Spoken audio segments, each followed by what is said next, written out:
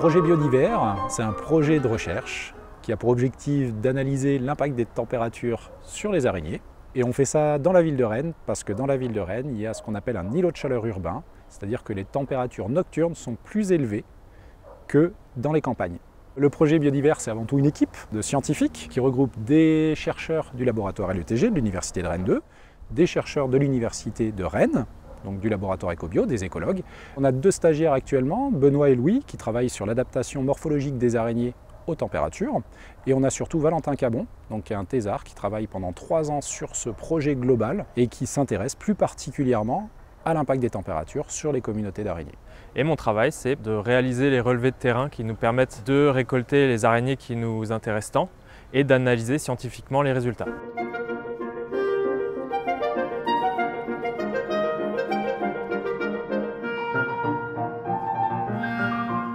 Donc ça, c'est une sonde, un enregistreur de température qui nous permet de mesurer les températures juste à côté de nos pièges. C'est la carte de Rennes avec nos 39 sites d'études sur lesquels on a réalisé nos relevés de température et d'araignées. Et donc là, les courbes de température qu'on a obtenues grâce à nos capteurs disposés juste à côté de nos pièges. Les araignées, elles sont intéressantes à plusieurs titres. Déjà, ce sont des arthropodes ectothermes, elles dépendent de la température extérieure. Et il y en a partout en ville, donc ça c'est intéressant pour nous scientifiquement, parce que pour faire des comparaisons centre-ville, extérieur, il faut avoir des individus. Et en plus, l'intérêt des araignées, c'est que ça ne disperse pas beaucoup, ça ne se déplace pas beaucoup, donc elles sont obligées de s'adapter à ces conditions de température.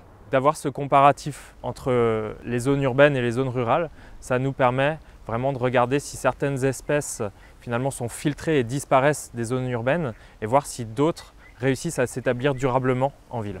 Valentin est venu nous rencontrer pour nous demander si on pouvait faire partie du projet de piégeage des araignées. C'est l'occasion justement de voir si tout ce qu'on met en place sur le site a des effets sur une multiplication des insectes. Moi par exemple ici, sur ce site, je mets en place une prairie libre, c'est-à-dire qu'il ne se passe rien, je ne touche pas. Et donc justement, le piège était à proximité.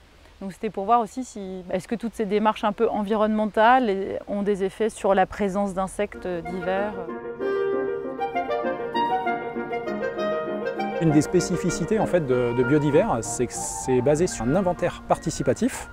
Donc en gros, on demande à des observateurs de venir nous aider à mettre en place les méthodes d'échantillonnage, donc le matériel sur le terrain. Et dans le cadre de ce projet, on a pas mal de partenaires. On a la ville de Rennes au travers de la direction des jardins de la biodiversité. On a 10 jardins associatifs de la ville de Rennes. On a 2 établissements d'enseignement supérieur, un établissement collège-lycée de centre-ville et aussi des particuliers qui viennent nous aider. Et on a également la Dire Ouest qui nous a mis à disposition quelques sites en bord d'axes routiers. Benjamin et Valentin, dans le cadre de leur projet, se sont appuyés sur nous pour définir des zones où ils pourraient installer leur dispositif. J'ai appris déjà que mes gars étaient très intéressés par ça. Contrairement à ce qu'on pourrait penser, la biodiversité et tout ce qu'on peut trouver autour de la route, ça intéresse beaucoup de monde, y compris ceux qui entretiennent la route. L'équipe de recherche de l'Université de Rennes est intervenue auprès des agents qui étaient très nombreux pour assister à une séance de formation. Et donc Benjamin Bergerot et Valentin Cabon ont pu présenter leurs travaux et ça a été l'occasion de démystifier, désacraliser le monde de la recherche, de le rendre très concret, voir la biodiversité au travers de loupes binoculaires qui permettaient de montrer des araignées qu'on pouvait trouver sur nos dépendances vertes.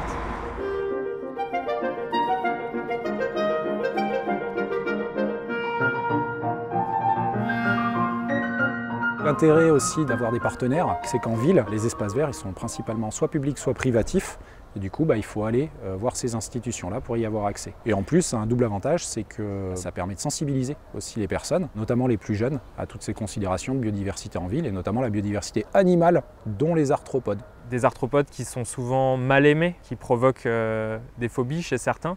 Et donc sensibiliser le public, notamment le public jeune, c'est une manière d'enlever toutes ces peurs et que les jeunes acceptent mieux aussi la biodiversité animale qui les entoure, notamment en ville. Dans le cadre de mon doctorat, une de mes missions, ça a été de coordonner les campagnes de piégeage des araignées. Et on a obtenu un total de 153 espèces et plus de 28 000 individus. Dans le monde, il y a plus de 50 000 espèces d'araignées. Donc finalement, on n'en capte qu'une toute petite partie en ville. Mais c'est suffisant pour faire un comparatif ville-campagne et en tirer des conclusions scientifiques fiables. Un des grands objectifs de ce projet, c'était justement d'obtenir des informations relatives aux communautés d'araignées pour informer les gestionnaires sur l'impact de leurs mesures de gestion sur la biodiversité. Donc c'est vraiment des données qu'on va finalement rendre aux gestionnaires, rendre aux personnes qui nous ont permis de réaliser ce projet. Une autre manière de rendre compte des données qu'on a récoltées dans le cadre de ce projet, c'est de les valoriser dans le cadre de l'Atlas de la biodiversité de la ville de Rennes. L'Atlas communal de la biodiversité de la ville de Rennes, c'est un site qui référencie toutes les données biodiversité à l'échelle de la ville de Rennes et à terme de la métropole pour justement donner accès à qui le veut aux données biodiversité.